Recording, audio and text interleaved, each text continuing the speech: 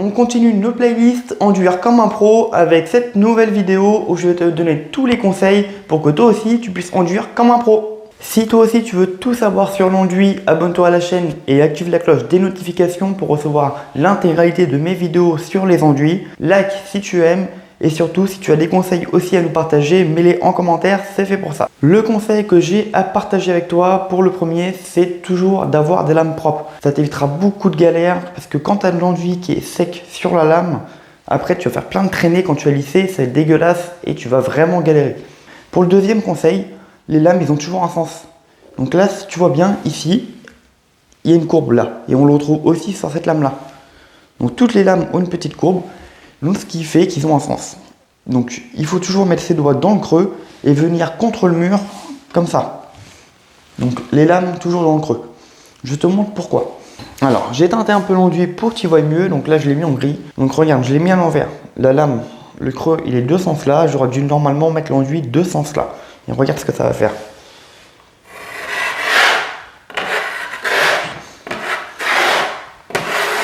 Donc là tu vois bien, comme là ici c'est creux et que tu as les deux côtés ici, et ben en fait les deux côtés frottent le mur et du coup l'intérieur j'arrive pas à le racler correctement.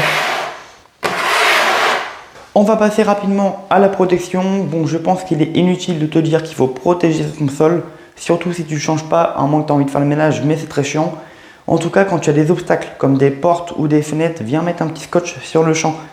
Ça te permettra d'enduire tranquillement, tu te concentreras mieux sur ton mur. Et qu'on s'en fout si tu en mets partout à côté, ça sera le scotch, c'est pas grave. Tu iras beaucoup plus vite. Et en plus de ça, si tu mets de l'enduit sur la fenêtre que tu n'as pas protégé, quand ça va sécher, tu vas devoir un peu rayer pour retirer l'enduit. Donc c'est vraiment pas ouf, vaut mieux protéger. Je te montre très rapidement, tu vas voir, ça va très vite, ça coûte rien et franchement ça te sauvera la vie. Tu as juste à dérouler ton rouleau, hop, tu le mets sur le champ.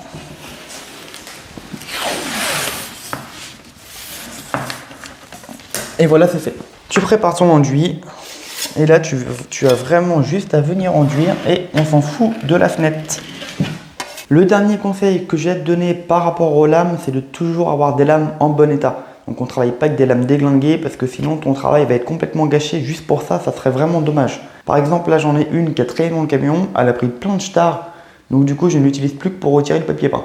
Un petit conseil très rapidement, c'est par rapport à ton mélange de l'enduit. Donc tout simplement, on vient utiliser des seaux en petite contenance. Donc du 3 à 5 litres maximum, d'autant plus si tu es débutant. Tout simplement parce qu'on n'aura pas le temps de l'appliquer, l'enduit sèche quand même relativement vite dans le seau. Et surtout que quand tu vides le seau, après tu viens nettoyer la totalité du seau. Puisque là, comme tu vois, on a travaillé un peu que celui-là. Donc là, du coup, il y a des rebords d'enduit. Ils vont sécher beaucoup plus vite que l'enduit qui est dedans. Donc si tu t'amuses à vouloir refaire un mélange dans un seau qui est dégueulasse, tu vas faire tomber tout l'enduit qui est sec dans ton mélange et ton prochain mélange sera mort. Donc vraiment, dès que tu finis un seau, on le nettoie à l'eau et on vient refaire un mélange après. Et que tu sois pro ou pas, ça change strictement rien, tes outils doivent être toujours propres. Donc dès que tu prépares de l'enduit, ton seau doit être propre, tes outils doivent être propres. Tu passes ton enduit, dès que tu recommences une gâchée, tu viens renettoyer ton seau à l'eau, tu viens renettoyer tes outils à l'eau. Il m'arrive même des fois de frotter mes lames comme ça pendant l'application. Ça permet de retirer l'enduit qui a séché pendant l'application et de ne pas l'avoir dans l'enduit.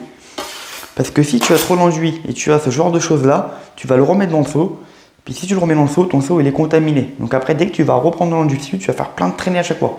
Les deux derniers conseils que je peux te dire, en tout cas moi j'ai fait les tests et je t'avoue ça n'a pas vraiment été ouf. N'utilise pas d'enduit de merde quand tu vas enduire. Donc prends vraiment des enduits de marque, tout prêt, Bagarre, Presto, enfin t'en as plein. Mais en tout cas ne prends vraiment pas des enduits de sous-marque. Puisqu'en fait ils sont relativement sableux. Donc tu n'auras jamais une finition propre et ils sont très chiants à appliquer. Le dernier conseil que j'ai à te donner dans cette vidéo, c'est le plus important.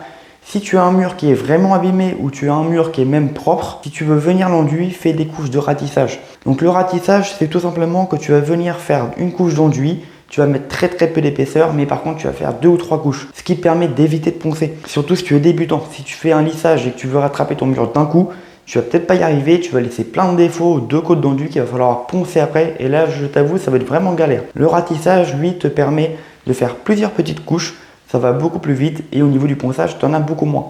Donc le résultat sera beaucoup plus sympa après. C'est la fin de cette vidéo, en tout cas tu auras vraiment vu toutes les bases qu'il faut connaître pour faire les enduits, puisque la préparation de l'enduit, les méthodes, et le nettoyage des outils, c'est vraiment le plus important, c'est ce qui te donnera une bonne qualité de travail.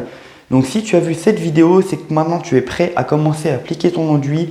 Je t'invite moi à continuer de suivre ma playlist pour que toi aussi tu puisses enduire comme un pro.